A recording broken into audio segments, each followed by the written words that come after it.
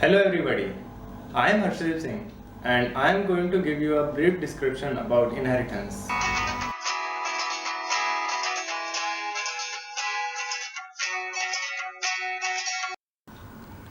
Inheritance is the process of occurring properties to one class from another.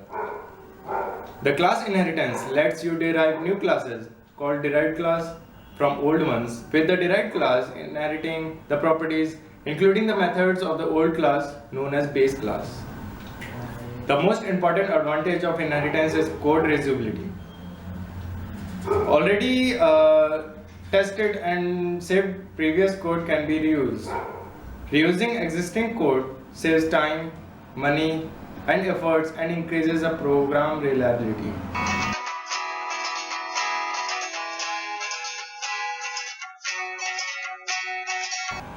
Now let's talk about need for inheritance. Inheritance is a splendid concept of object-oriented languages. There are several reasons why inheritance was introduced in object-oriented language.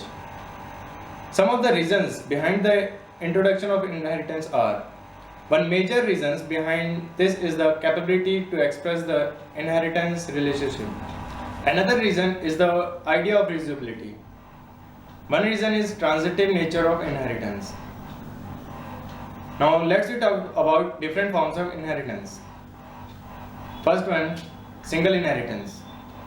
Second, hierarchical inheritance. Third, multi-level inheritance.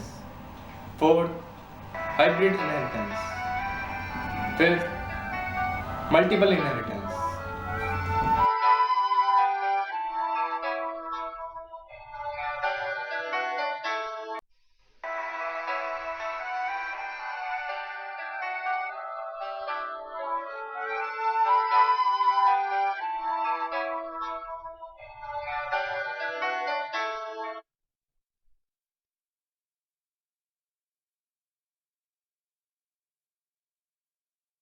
Just a plain empty old class called inheritance test. First thing I'm gonna do is create a class called class A. Inside this class I'm gonna add one variable which will be called something like int a over here, and I'll give it a value, let's say 5 for now. Now the next thing I'm gonna do is create another class that extends from this class CA or A, what you call it. I'm gonna say class. So inside this class I'm gonna create another variable called int b equals to 10. So at this point both are unrelated, but now what I'm gonna do is inside my class CB I'm gonna inherit everything from class CA by writing one simple statement: put a space, use this keyword called extends, and I'm gonna write CA over here. What this means is that class CB has its own stuff plus the stuff copied from class CA that we have here. So at this point, if you go to our main method and if you try to create an object by saying CB, B is new CB. Now this object, which I'll probably call as OB so that you guys can clearly see what is going on, I'm gonna say obj dot. As you guys notice, you can clearly see the options for accessing both A and B over here, because when you extend something, a copy of the superclass's methods and variables are made inside your subclass. So I could directly have access them over here inside my main. I can make a method here. Let me do that.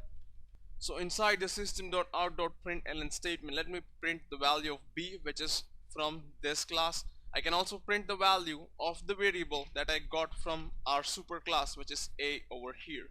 So now if I go and say obj.display b, I can simply run this by saying shift F6, and as you guys notice, the value 10 belongs to b and the value 5 is the value of the variable that was copied from class CA into our class CB over here.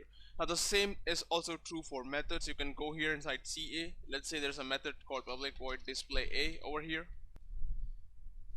So I can also call one of these methods because even the methods are copied into my class CB. So I could directly write display A just like I'm trying to access the method that belongs to the same class. Now if I run this again, you will notice that there is 5 and there is A over here, which is nothing but this statement executed. Now I can have multiple levels of this thing happening, right? Like for example, I can go down and I can say class. Now when I say class C extends CB, this is gonna get the stuff from both the class CB and CB, which in turn gets everything from class CA. Both these things are gonna be present over here. In other words, if I make a variable, let's say int c equals to 20 over here, let me just try to print this with the help of another method.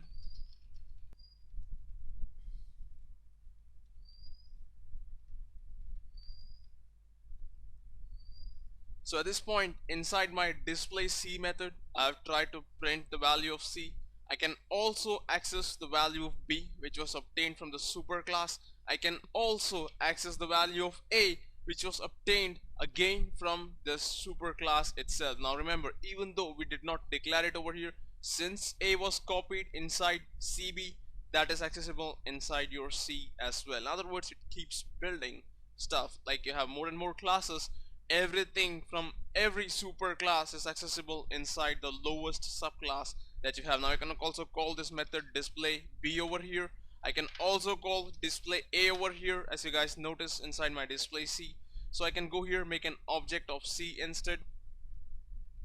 And if you notice right now, I have C object is new C, which is an object of my class C. I can call the display C method. I can also call the display B method from my main over here. Like I can say object C dot display A B C. You can see all three options are here. I'm gonna remove the B one and just gonna run this by saying shift F6. And as you guys notice, there's a whole list of things that are getting printed right now. Let's try and understand them. First, there is the variable C, which is 20. Then there is B, which was derived from our class B over here, which was 10. If you guys remember, there it is, B is 10. Then there is A over here, which is derived from the super class, that is this, and above over it from A over here. That is 5 over here. Then there is our display B method that gets called. This display B is right here. The statements are like this, where it's gonna call print the value of B, which is 5, A, which is 5, and it's gonna call display A, which is gonna print A over here that you see the first time, and then the next time you call display A, that's the other A that you see here. In other words, they keep building from one class to the other as you keep extending them.